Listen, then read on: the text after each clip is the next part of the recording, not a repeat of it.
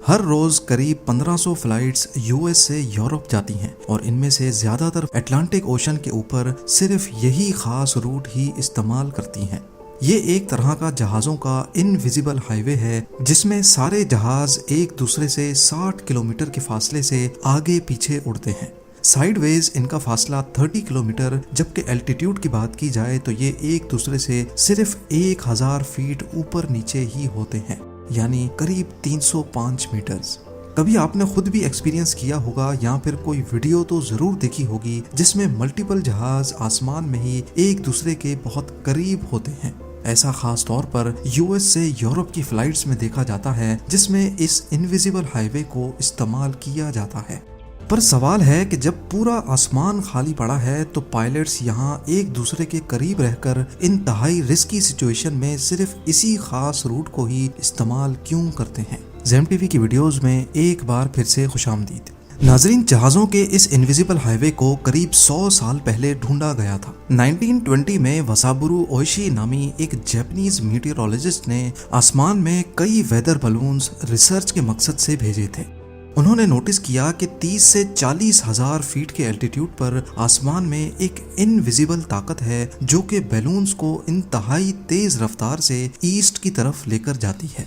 उनकी इस रिसर्च पर दुनिया ने ज्यादा ध्यान नहीं दिया, लेकिन फिर 25 सालों के बाद वर्ल्ड वॉर 2 में एक ऐसा वाकया हुआ जिससे दुनिया ने जापानीज साइंटिस्ट की उस रिसर्च को सीरियस लेना शुरू कर दिया।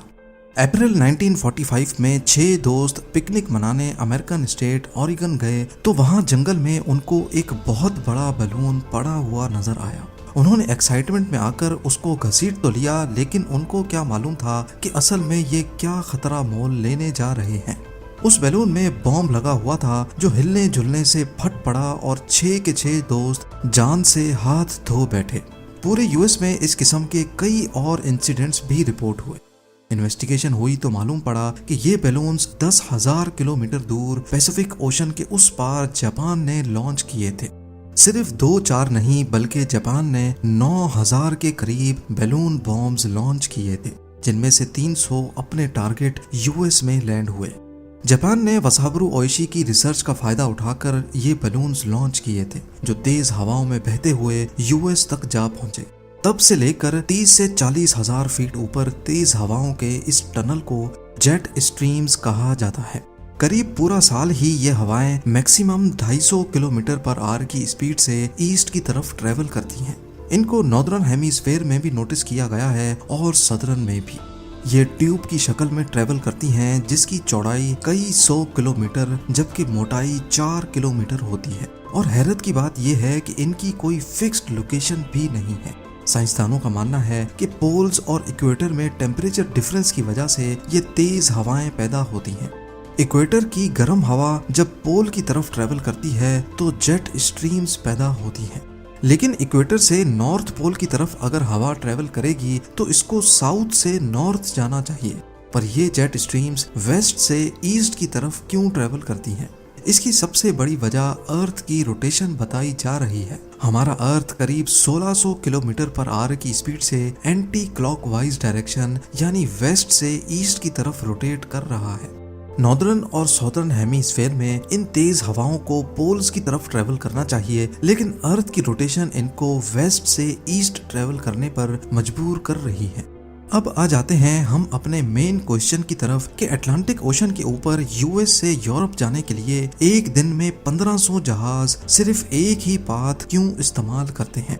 1952 में एयरलाइन पायलट्स ने जेट स्ट्रीम्स पे ध्यान देना शुरू किया था। जिस तरह पैसिफिक ओशन के ऊपर भी जेट स्ट्रीम पाई जाती है, उसी तरह यूएस से यूरोप के सफर के दौरान अटलांटिक ओशन के ऊपर भी जेट स्ट्रीम्स मौजूद हैं। दौरान सफर पायलट्स जहाज को जानबूझकर जेट स्ट्रीम के अंदर लेकर जाते थे क्योंकि 250 किलोमीटर पर आवर की हवाएं जहाज को आगे की तरफ पुश करती थी। इससे जहाज की स्पीड भी बढ़ जाती थी, टर्बुलेंस भी कम हो जाती थी और जाहिर है फ्यूल की भी काफी बचत होती थी।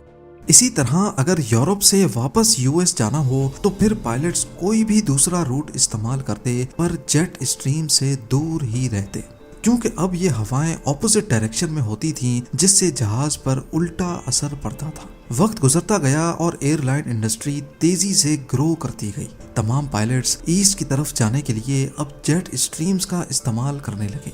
पर सबसे बड़ा मसला था जेट स्ट्रीम्स के अंदर बढ़ती हुई ट्रैफिक का, जिससे एक्सीडेंट्स भी हो सकते थे। ये काम एयर ट्रैफिक कंट्रोलर यानी ATC का होता था कि वो वेदर के हिसाब से फ्लाइट्स का रूट प्लान बनाए ताकि जेट स्ट्रीम्स के अंदर कोई जहाज एक दूसरे से ना टकराए।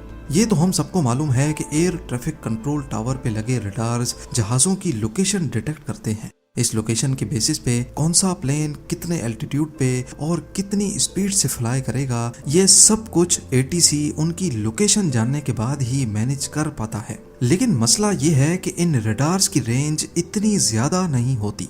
ये ज्यादा से ज्यादा 128 किलोमीटर की रेंज में मौजूद जहाजों की पोजीशन डिटेक्ट कर सकते हैं। यानी फर्ज कर लें कि न्यूयॉर्क ATC के रडार की रेंज सिर्फ इस सर्कल जितनी है, जिसका रेडियस 128 किलोमीटर है। जहाज इस सर्कल से बाहर जाते ही रडार की रेंज से गायब हो जाते हैं। तो अब ATC को जहाज की लोकेशन का कैसे मालूम पड़ेगा? ओशन तो हजारों किलोमीटर पर फैला हुआ है। उसके ऊपर उड़ने वाले जहाज अपनी पोजीशन हर 14 मिनटों के बाद सैटेलाइट या फिर हाई रेडियो फ्रीक्वेंसी के जरिए कंट्रोल टावर को भेजते हैं। पर इन 14 मिनटों में तो कोई भी हादसा पेश आ सकता है। इसीलिए 1965 में एक नया सिस्टम इंट्रोड्यूस करवाया गया। इसको Northern Atlantic organized track system या फिर NATOTS कहा जाता है।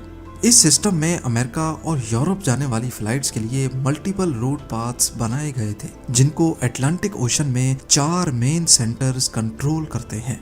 पहला है न्यूयॉर्क स्टेशन, जो इस हिस्से को कंट्रोल करता है। दूसरे नंबर पे कनाडा का गैंडर न्यूफाउंडलैंड है, जो इस रीजन को कंट्रोल करता है। सैंटा मरिया ओशियानिक कंट्रोल इस हिस्से को, और शैनविक नॉर्दर्न पार्ट को।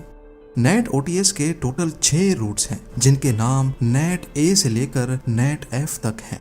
टेक ऑफ से पहले पायलट्स को इनमें से कोई एक रूट एलोकेट कर दिया जाता है, या फिर दौरान परवाज भी अगर किसी रूट पे ज्यादा ट्रैफिक हो तो इनको एक रूट से दूसरे रूट में शिफ्ट कर दिया जाता है।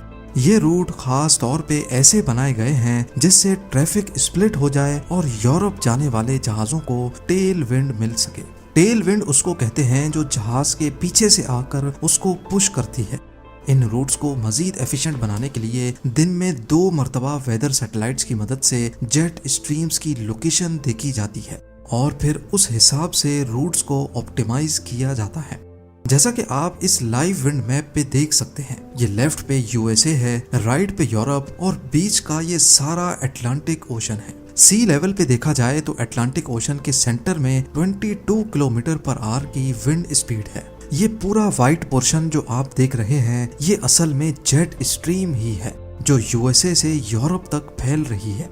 NATOTS के 6 रूट्स को इस जेट स्ट्रीम के अंदर ही रखा जाता है, ताकि अगर 5 या 10 मिनटों तक प्लेन की लोकेशन ATS को अपडेट ना भी हो तो प्लेन का ऑटो पायलट सिस्टम NATOTS के रूट्स की कंडीशन के मुताबिक अपनी स्पीड, एल्टीट्यूड और लैटिट्यूड मेंटेन रख सके। यही वजह है कि यूरोप जाने वाले प्लेन्स हमें सिर्फ इसी रूट पे फ्लाई करते दिखते हैं। इस चीज को कंफर्म करने के लिए आइए लाइव प्लेन ट्रैकर का रुख करते हैं। यहाँ अटलांटिक ओशन के इस हिस्से में यूरोप जाने वाले तमाम जहाज लाइन से ट्रेवल कर रहे हैं, जबकि वापस आने वाले प्लेन्स इस जेट स्ट्रीम से बहुत दूर देखे जा सकते हैं। नाजरीन, इस कॉन्सेप्ट को आसान अल्फाज में समझाने की मैंने कोशिश तो बहुत की है। उम्मीद है जेम टीवी की ये छोटी सी वीडियो आपको समझ आ चुकी होगी। आप लोगों के प्यार भरे कमेंट्स का बेहद शुक्रिया। मिलते हैं अगली शानदार वीडियो में।